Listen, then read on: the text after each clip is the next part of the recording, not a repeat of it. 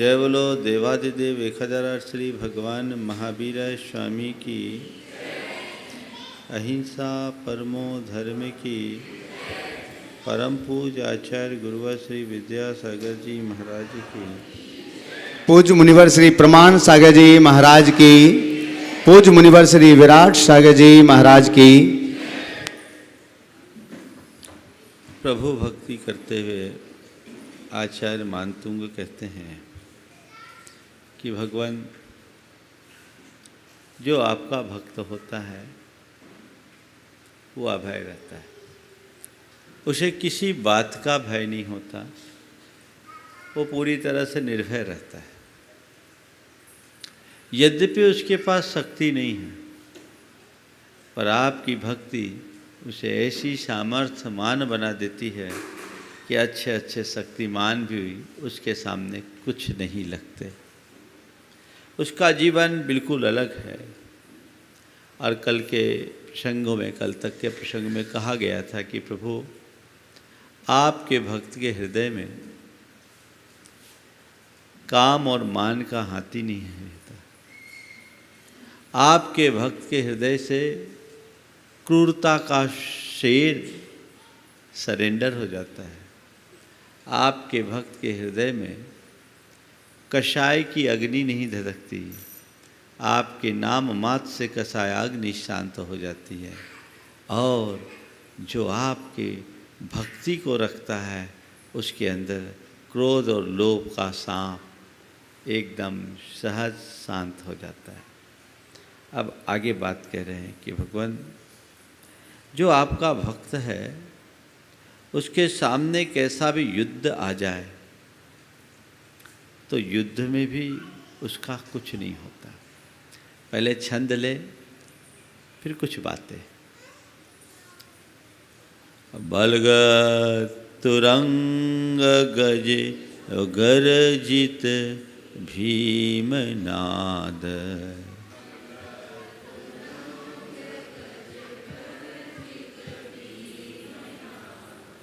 माजौ बलम बलवतामपि भूपतीनाम्,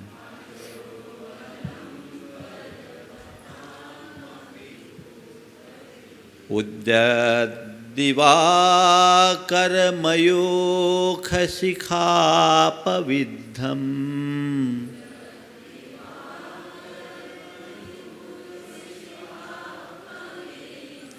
तत्कीर्तनात्तम इवाशुभिदामुपैति।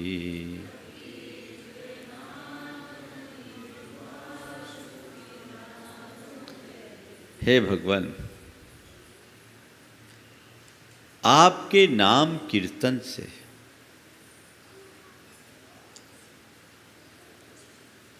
कह रहे बलगत तुरंग, जिसमें तुरंग यानी घोड़े, वलगत यानी हिन हिना रहे हों, गज गर्जित और हाथी जिसमें चिंघाड़ रहे हो। घोड़ों की हिनहिनाहट होती है, हींचते हैं, और हाथी चिंघाड़ते, ची करके आवाज आती। तो जो घोड़ों की हिनहिनाहट और हाथियों के चिघाड़ से अति भयानक हो रखा है उनकी नाद से, भीमनाद, ऐसे आजौ यानी युद्ध में, पुराने जमाने में युद्ध लड़ा जाता था तो तोप और तमंचों के माध्यम से नहीं होता था। उस समय मिसाइलें नहीं होती थी। उस समय तो हाथी घोड़ों पर ही सैनिक सवार होते थे और भाला बर्छी और त्रिशूल से लड़ाइयाँ लड़ते थे। तो ऐसा भयानक युद्ध जिसमें घोड़ों की हिनहिनाहट और हाथियों के चिघाड़ से पूरा ब्रह्मांड गुंजायमान हो गया हो, ऐसे युद्ध में बलवताम अपि बलम, बलम यानी सेना, कैसे बलवताम अपि भूपति नाम, बड़े बड़े बलशाली राजाओं की सेना भी क्यों ना हो,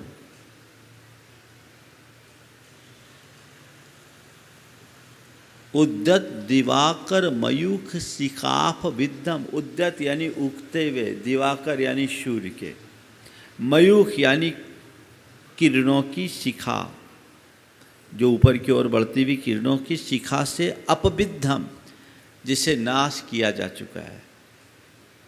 तम इव, जैसे गहन अंधकार को उगते हुए सूरज की एक किरण एक पल में नष्ट कर देती है,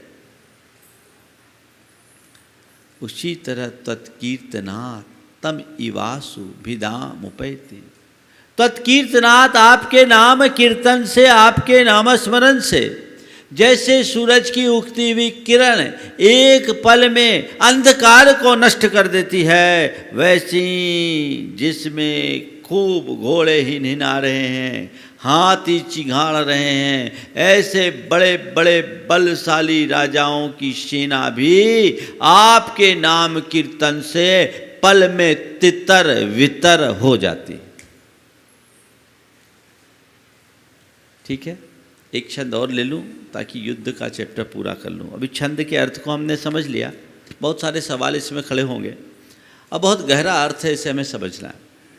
अर्थ क्या है? हे प्रभु, उद्यत दिवाकर मयूख शिखाप विद्धम तम इव, उगते हुए सूरज के किरणों से नष्ट हुए अंधेरे की भांति, तत्कीर्तनात्, आपके कीर्तन से, आपके नामस्मरण से, आपके गुणगान से, जिसमें वलगत तुरंग घोड़े हिनहिना रहे हो, गजगर्जित भीमनाद और हाथियों के चिंगाड़ से भयानक आवाज़ उत्पन्न हो रही हो, यानी जिसमें हजारों घोड़े और हाथी हिनहिना रहे हो और चिघाड़ रहे हो, ऐसे बलवान राजाओं की सेना भी तत्कीर्तनात्, आपके नाम कीर्तन से, आसु भिदाम पैती, क्षण में भिदाम उपैती यानी छिन्न भिन्न हो जाती है, तितर बितर हो जाती है, सेना भी कहाँ गोल हो जाती पता नहीं।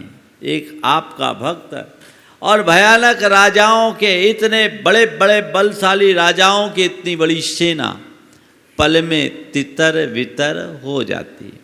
आगे, कुंताग्र भिन्न गज शोणित वारी वाह,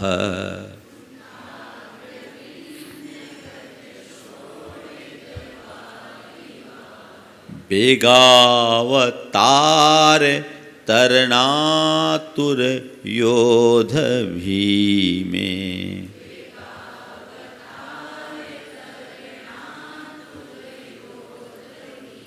युद्धे जयम विजित दुर्जय जय पक्षा,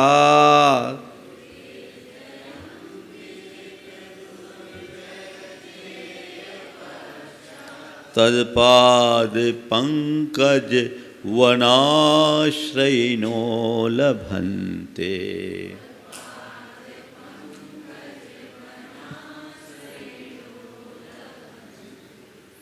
कुंताग्र भिन्न, कुंत एक अस्त्र होता है जो बड़ा धारदार तीक्ष्ण होता है, भाले से भी तीखा।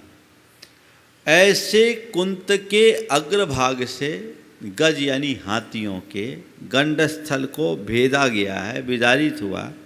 उससे सोनित वारिवाह, सोनित यानी खून की नदियाँ बह रही हो।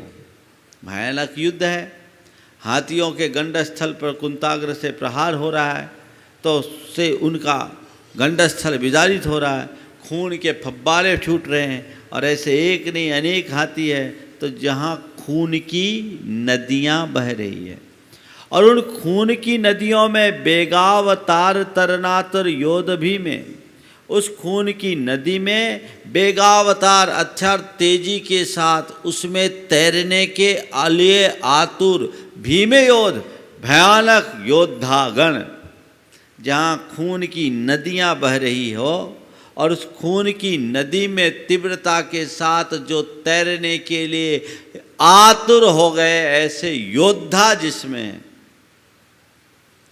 ऐसे युद्ध में विजित दुर्जय जेय पक्षा, जिसे जीतना दुर्जेय जेय पक्षा, जिसे जीत पाना अत्यंत कठिन है, दुर्जेय है, ऐसे युद्ध में युद्धे विजित, वो युद्ध में विजय को प्राप्त करते हैं। कौन? तत्पाद पंकज वनाश्रयिनो लभन्ते, जो आपके चरण कमल रूप वन का आश्रय लेते हैं। क्या अर्थ हुआ? जिस युद्ध में खून की नदियां बह रही हो और बड़े बड़े योद्धा जिसमें तैरने के लिए उत्सुक हो, ऐसे भयानक युद्ध में जिसमें जीतने की कोई संभावना नहीं है, ऐसा दुर्जेय शत्रु खड़ा है, उस युद्ध को भी आपके पाद पंकज वनाश्रयी अर्थात आपके चरण कमल रूप वन का आश्रय लेने वाले जीत लेते हैं। ये दो छंद है। इस छंद में कई सवाल खड़े होते हैं। पहली बात तो ये, भगवान आपका जो भक्त होगा वो युद्ध लड़ेगा क्यों? बोलो, जो भगवान का भक्त होगा वो युद्ध लड़ेगा क्या? भगवान का भक्त तो युद्ध लड़ ही नहीं सकता, और युद्ध लड़ेगा क्यों? और युद्ध भी लड़े तो आपका नाम जपने से युद्ध होगा कि अस्त्र शस्त्र चलाने से युद्ध में जय होगी? ये बात तो कुछ समझ में नहीं आ रही। बंधुओं, मैं कहता हूं कि भगवान का भक्त कभी युद्ध नहीं लड़ता। जो भगवान का भक्त है वो युद्ध लड़ ही नहीं सकता।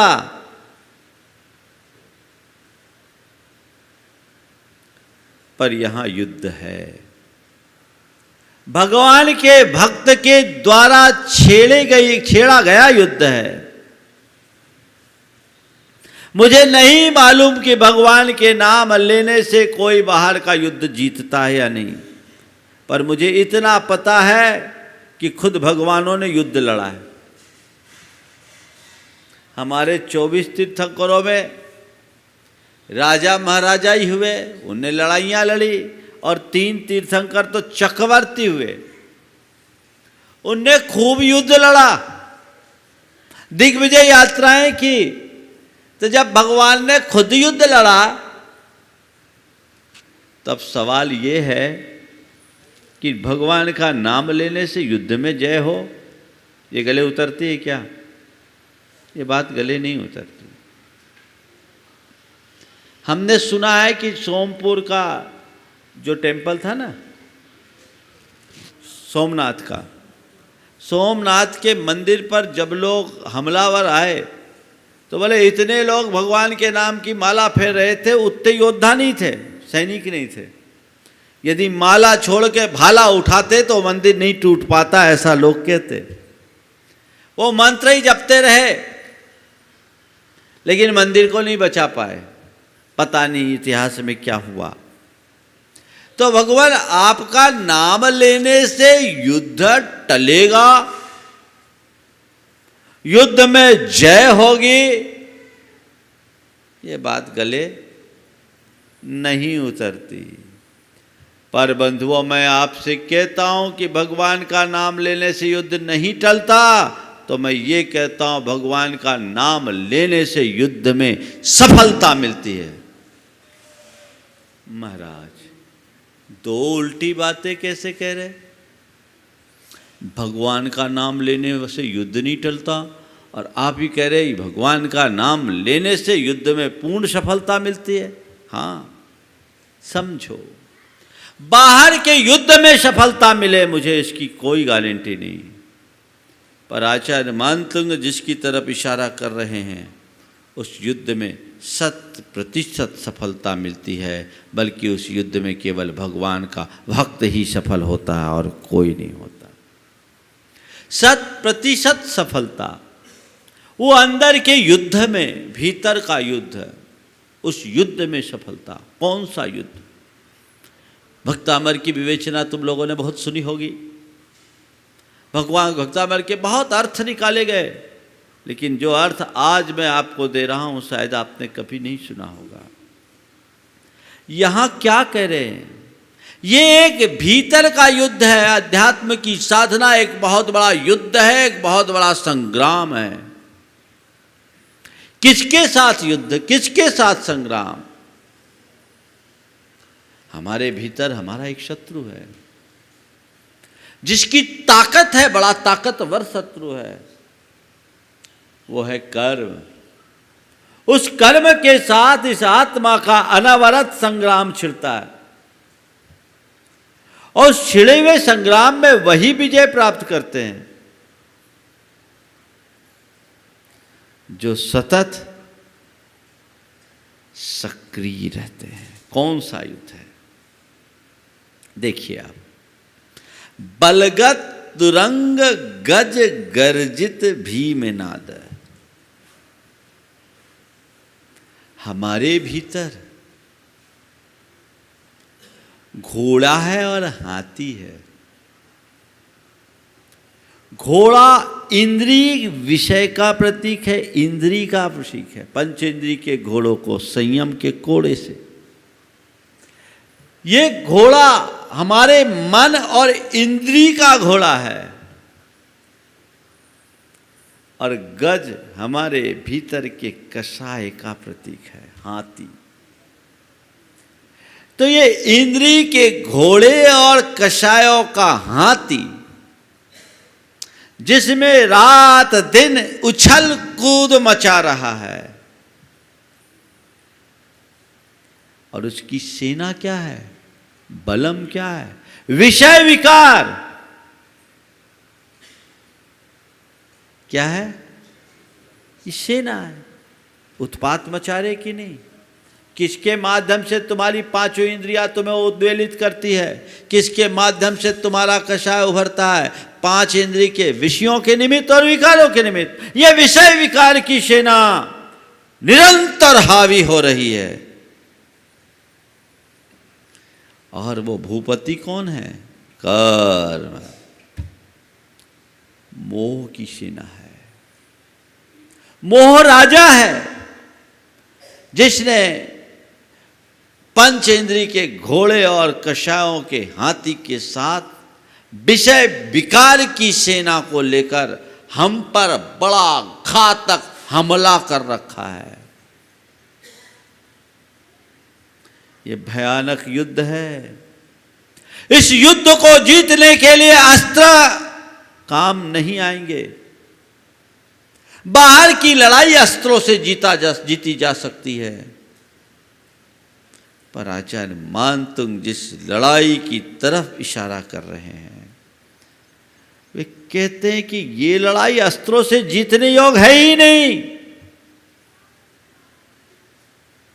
ये लड़ाई इन अस्त्रों से नहीं जीत सकते। ये शत्रु तुम्हारे अंदर का है, तो संघर्ष भी तुम्हें भीतर ही करना होगा। ऐसे पंचेंद्रिय के विषय और विकार जिस पर हावी हैं, विषय कषाय जिसके ऊपर हावी हैं, उनके लिए कहते हैं उद्दत दिवाकर मयूख शिखाप विद्धम तम इव। उगते हुए सूरज के किरणों से बिधे हुए अंधेरे की तरह। सूरज उगा, अंधेरा छटा। ये सूरज क्या है? ज्ञान का सूरज। ज्ञान के सूरज की किरण के फूटते ही अंधेरा ज्ञान का पल में नष्ट हो जाता है। किसके बदौलत? तत्कीर्तनात् तम इवा आसु भिदामुपैति। तम इवासु भिदामुपैति तत्कीर्तनात् आसु भिदामुपैति। आपके नाम कीर्तन से पल में वह सब छिन्न भिन्न हो जाते हैं। भगवान के नाम कीर्तन में ये ताकत है। जो भगवान का भक्त होगा, उसके अंदर पंचेंद्रिय के घोड़े कितने भी हल्ला मचाए, कषायों का हाथी कितना भी उत्पाती हो, भगवान की भक्ति करते ही विषय कषाय अपने आप शांत हो जाते हैं। होते कि नहीं? तो बोलो इस युद्ध में कोई जीत सकता है कि नहीं? इस युद्ध में जीतेगा बस भगवान का भक्त जीतेगा। एक पल लगेगा। हम केवल बाहर के युद्ध की बात सोचते हैं, असल युद्ध तो भीतर का युद्ध है। बाहर के युद्ध में तुम जीत भी गए तो कोई लाभ नहीं, असली युद्ध तो भीतर का है। उसे जीतो ताकि भव भव के संकट से बचा जा सके। कर्म ने जन्म जन्मांतरों तक तुम्हें पराभूत किया है, हराया है, और इतना ही नहीं, उसने तुम्हें लूटा भी है। पुराने जमाने में जब राजा लोग एक दूसरे पर युद्ध करते थे तो 3 काम होता था। या तो राजा को युद्ध में मार दिया जाता था, या बंदी बना लिया जाता था, और तीसरा राजा को अधीनता स्वीकारनी पड़ती थी, और चौथी बात और एक जुड़ जाए, लूट खसोट करते थे। एक राजा ने दूसरे राज्य पर हमला किया तो वहां का सारा खजाना लूट के ले आते थे। अभी तक तुम्हारे साथ कर्म की जो लड़ाई हो रही है उसमें कर्म तुम्हारी चेतना को पराभूत करता आ रहा है, और विडंबना यह है कि तुम्हारी चेतना ने कर्म की अधीनता स्वीकार ली है। तुम्हारा सारा आत्म वैभव वो लूट रहा है। चेतो जागो, अपने पराक्रम को पहचानो, हृदय में भगवान को स्थान दो। एक पल लगेगा, कर्म अपना बोरिया बिस्तर उठा करके गोल हो जाएगा। उसे पीठ दिखा करके भागना पड़ेगा। वो भावना तुम्हारे भीतर जगनी चाहिए। अभी तो तुम पूरी तरह से सरेंडर हो रखे हो। ये आत्मसमर्पण अच्छी बात नहीं। तुम वीर की संतान हो, वीरोचित कर्म करना तुम्हें शोभा देता है। शत्रु के आगे घुटना टेकना एक वीर की पहचान नहीं है, पर मुश्किल ये है कि तुम वीर की संतान होने के बाद भी अभी तो बड़े डब्बू बने हो, क्योंकि तुम्हें अपनी पहचान नहीं है। भगवान महावीर कहते हैं, अरे तू मुझे याद भर कर लेना, बाकी काम तो तेरा आपो आप हो जाएगा। ऋषभ देव कहते हैं, मुझे याद तो कर ले, तू मेरी संतान है। एक बार बता दे कि मैं किसका बेटा हूं, उनको समझ में आ जाएगा, और इनसे पंगा लेना ठीक नहीं है। लेकिन तू खुद जब तक सरेंडर कर देगा तो तेरे को कोई बचाने वाला नहीं है। अपने हृदय में ये भाव जगाओ, मैं भगवान का भक्त हूं, मैंने भगवान की कृपा पाई है, उन्हें मैंने अपने हृदय में बसाया है, फिर डर काहे का, किसका डर। और फिर आगे के छंद को देखिए, बड़ा रूपकात्मक दिखता है। अब उस युद्ध हो गया, युद्ध में करना है। कुंताग्र सोनित गज वारिवाह, कुंताग्र भिन्न गज सोनित वारिवाह। कुंताग्र भिन्न, कुंत से भेदा गया। कुंत एक तीक्ष्ण अस्त्र होता है। गज कषाय का प्रतीक है। कषाय रूपी हाथी को कैसे मारोगे? कुंताग्र के द्वारा। ये कुंताग्र क्या है? कुंत एक तीक्ष्ण अस्त्र होता है। ये तीक्ष्ण क्या है? ये है हमारी मेधा, ये है हमारी प्रज्ञा, ये है हमारी बुद्धि। अपनी प्रज्ञा की छेनी से, अपनी बुद्धि के बल पर, अपने ज्ञान के बल पर ही हम इस कषाय रूपी हाथी का गंडस्थल भेद सकते हैं। किसके द्वारा? ज्ञान के द्वारा। आत्मज्ञान अगर हमारे अंदर हो गया तो कषाय हावी नहीं होती। देखिए, हमारे साथ दो प्रकार की दुर्बलता है, एक है विषय और एक है कषाय। 5 इंद्रिय के विषय और क्रोधादि कषाय, यही हमें संसार में अटकाते हैं। विषय कषाय के विकार से ही कर्म अपना पराक्रम दिखाता है। तो इसको जीतने के लिए क्या है? विषयों को खत्म करना है तो वैराग्य जगाओ, और कषाय का अंत करना है तो ज्ञान। वैराग्य से विषयों से दूर हुआ जा सकता है, और ज्ञान के बदौलत कषायों का शमन होता है। अपने हृदय में ज्ञान और वैराग्य दोनों होना चाहिए, इसलिए कहते सम्यक दृष्टिर भवति नित्यम ज्ञान वैराग्य शक्ति। तुम्हें ज्ञान होगा तभी तुम अपनी कषाय को शांत कर सकोगे। कागजी ज्ञान नहीं, अंतर ज्ञान। किताबी ज्ञान तो बहुत हो जाता है। ज्ञान के बदौलत तुम अपने कषाय को शांत करोगे और वैराग्य से विषयों से विमुक्त होगे। जो हृदय में भगवान को बिठा लेता है, जिसके अंतरंग में भक्ति जगती है, उसके विषय और कषाय की प्रवृत्तियां सहज शांत होने लगती है। तो कुंताग्र भिन्न गज सोनितवारिवाह बेगावतार तरनातुर योध भी में।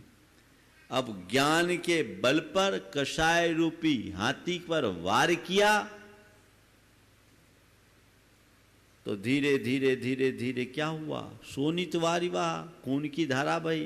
किसकी? ये खून की धारा नहीं बही, समझ लो कर्मों की धार बह गई। ऐसे युद्ध में युद्धे जयम विजित दुर्जय जय पक्षा। कितना भी दुर्जय युद्ध क्यों ना हो, अंततः कर्म को हारना पड़ेगा। आपका भक्त उसे जीत लेता है। बहुत अच्छे शब्द का प्रयोग किया गया। तद पाद पंकज वनाश्रयिनो लभंते। आपके चरण कमल रूपी वन का आश्रय लेने वाले ऐसे युद्ध में जीत प्राप्त कर लेते हैं। कैसे? ये भीतर के युद्ध में। मैं सोच रहा था, पाद पंकज वनाश्रयिनों में वन क्यों लिखा? कमल के वन, चरण कमल का वन लिख देते। तदपाद पंकज द्वयाश्रयिनो लभंते। जो आपके दोनों चरण कमलों का आश्रय लेते हैं, वे ऐसे भयानक युद्ध में जीत प्राप्त कर लेते हैं। ऐसा लिख सकते थे। मानतुंग आचार्य ने ऐसा क्यों नहीं लिखा? मुझे इसमें एक बड़ा रहस्य दिखा कि नहीं, केवल भगवान के 2 चरणों को पकड़ोगे तो तुम कर्मों को पछाड़ नहीं सकोगे, इस युद्ध को नहीं जीत सकोगे। वन शब्द अपने आप में बहुत गहरा अर्थ प्रकट करता है। वे कहते तदपाद पंकज वनाश्रयिनो लभंते, यानी जो आपके चरण कमलों को समग्रता स्वीकार लेता है वो ऐसे युद्ध में जीतता है। वन पूर्णता का प्रतीक है, समग्रता स्वीकारने वाला, पूरी तरह जो स्वीकार ले वो ऐसी अवस्था को प्राप्त करता है। तो तदपाद पंकज वना श्रयिनो लभंते। हम सब भाग्यशाली हैं कि आज हमें भगवान की शरण मिली है। उन्हें याद करें, अपने हृदय में स्थापित करें, अपनी श्रद्धा को प्रगाढ़ से प्रगाढ़तर करें, ताकि हम अपनी दैहिक भौतिक या आदि भौतिक समस्याओं से मुक्त हो सके। जो मूलभूत हमारा शत्रु है कर्म, उससे जीत सके। जो सच्चा भगवान का भक्त है, जिसे आत्मा के स्वरूप का बोध और भान हो गया है, वो तो जानता है ये संसार है, इसमें चाहे कितना भी उतार चढ़ाव हो, संयोग वियोग हो, कुछ भी मेरी आत्मा का तो रंच मात्र परिवर्तन नहीं हो सकता। वह हम तत्व को प्राप्त करें और अपने जीवन को आगे बढ़ाने की कोशिश करें, वो हमारे जीवन के लिए एक सार्थक उपलब्धि घटित होगी। बंधुओं, कल मैंने एक बात आप सबसे की थी कि आज आप सब बड़े शांति और सुकून से जी रहे हैं, लेकिन अपने ही देश का एक हिस्सा ऐसा भी है जहां आज भी बाढ़ की विभीषिका अपना तांडव मचा रही है। वहां के लोग सब कुछ होने के बाद भी सब कुछ खो दिए। उसमें आपके साधर्मी जन भी है। हमें उनके सहयोग के लिए अपना हाथ आगे बढ़ाना चाहिए। मेरे यहाँ कहने पर बहुत सारे लोगों ने सहयोग के लिए हाथ बटाया है, पर त्रासदी बड़ी है। इतने छोटे से सहयोग से उसका काम पूरा नहीं होगा। हमारी संस्कृति तो कहती है कि मेरे पास 2 रोटी है और कोई भूखा दिख जाए तो 1 रोटी उसे दे देने में ही हमारा सुकून है। ये हमारी संस्कृति है। आज मौका आया है आप सबके सामने, ऐसे मौके पर सबको बढ़ चढ़ करके हिस्सा लेना चाहिए। सभी लोग इस कार्य में आगे आए। हर लोग जो इस कार्यक्रम को सुन रहे अपने व्यक्तिगत स्तर पर कलेक्शन करें और अपने अपने समाज के लोगों को सक्रिय करके जोड़ करके बाढ़ पीड़ितों के लिए फंड दें। और वो फंड अगर यहाँ आप इस मंच से घोषित करें, यहाँ के चैनल से भेजा जाए तो वो सही जगह जा पाएगा। अभी भी बहुत सारे लोग सहायता लेने के लिए सामग्री पहुँच रहे हैं, पर वहाँ की रिपोर्ट आज अभी हमें ब्रह्मचारी जी ने बताई कि गाड़ियाँ पहुँचती है, लोग लूट लेते हैं और बहुत सारे लोग उसका लाभ नहीं ले पा रहे। योजनाबद्ध तरीके से इस पूरी की पूरी सामग्री को वहाँ पहुँचाई जाएगा। अपने वरिष्ठ मुनिराज निर्यापक मुनि नियम सागर जी महाराज वहाँ हैं, आगम सागर जी महाराज, अन्य महाराज भी वहाँ हैं। उनके मार्गदर्शन में इसका सदुपयोग होगा। आपको जो है अभी बैंक अकाउंट का डिटेल शायद पट्टी पर चल रही है, पट्टी पर चल रही है, प्रमाणिक ऐप पर भी है और यहाँ से भी दे दिया जाएगा। आप अपनी राशि वहीं दें। प्रत्येक व्यक्ति कम से कम अपनी 1 दिन की कमाई तो दे। कोई बड़ी चीज नहीं है। 365 दिन में 1 दिन की कमाई देना कोई बड़ी बात नहीं है। कम से कम इतना तो दे जिसका अल्पतम आय है, तो बहुतों को लाभ मिलेगा। जो व्यक्ति त्रासदी झेलते हुए लोगों को का मसीहा बनता है, उसके जीवन में कभी कोई विपत्ति नहीं आती, विपत्तियां टलती है। हमें ये प्रयास करना चाहिए। इसलिए कल रक्षाबंधन है। ये मान के चलो कि हमारा असली रक्षाबंधन तो यही है कि हम उन पीड़ित लोगों की सहायता के लिए अपना हाथ आगे बढ़ाएं। हर व्यक्ति अपने अपने समाजों में जहाँ अपने लोग हैं, अपने संपर्क के लोग, अपने दफ्तरों में, अन्य स्थानों में लोगों से संपर्क करें, कलेक्शन करके वो राशि यहाँ भेजे। आपकी पाई का सदुपयोग होगा। जो भी राशि जिस भी रूप में उपयोग में आएगी, इस मंच से उसका पूरा डिटेल बताया जाएगा। अभी आप लोगों ने बांग्लादेश की सीमा में गोरक्षा के लिए बढ़ चढ़ करके हिस्सा लिया।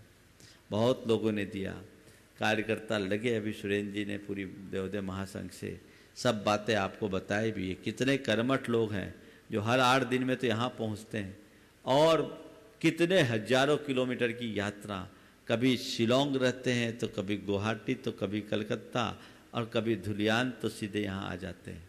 आज मुझे बड़ी प्रसन्नता है कि गुवाहाटी में महावीर जी के नेतृत्व में वहाँ की ग्वालवाड़ा में एक गौशाला की योजना बनी। बहुत प्रसन्नता है। शिलोंग की समाज ने भी बहुत अच्छा कार्य किया है। धुलियान और पाकुड़ में अजीत अजमेरा के नेतृत्व में जो ये कार्य हो रहा है, बहुत प्रशंसनीय कार्य है। और जैसा आपको झारखंड के मुख्यमंत्री से संपर्क करने की बात की गई, ये भी बड़ा प्रशंसनीय कार्य है और इस दिशा में लोग आगे बढ़ रहे हैं। जीव दया के क्षेत्र में हमें आगे आना चाहिए। हमारे लिए तो प्राणी मात्र की रक्षा करना है, पर मानवता पर जब संकट आता है तो हमें और अधिक उत्साह से काम करने की ज़रूरत है। सभी लोग बढ़ चढ़ करके हिस्सा ले।